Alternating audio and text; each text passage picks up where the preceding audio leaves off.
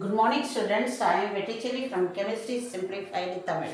இன்னைக்கு வந்து magnetic inductionல ஒரு क्वेश्चन எடுத்துட்டு வந்திருக்கேன். JEE 2014. என்ன क्वेश्चनனா a coil of circular cross section having 1000 turns and 4 cm square face area is placed with its axis parallel to the magnetic field which decreases by magnetic field is 10⁻³ in 0.01 seconds and the EMF induced. So they are asking the EMF induced. Okay, இப்போ EMF உடைய formula என்ன அப்படின்னா number of turn dy/dt. இந்த இடத்துல உனக்கு எதை நீ புரிஞ்சுக்கணும் அப்படின்னா face area is placed with axis parallel to the magnetic field.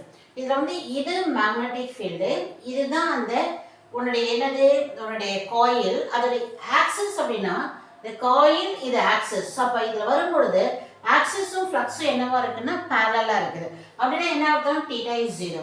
அப்போ இந்த இடத்துல வந்து பாருங்க தட் இஸ் நம்பர் டி. இதில் வந்து உன்னுடைய மேக்னெட்டிக் ஃப்ளக்ஸ் தான் மாறுது.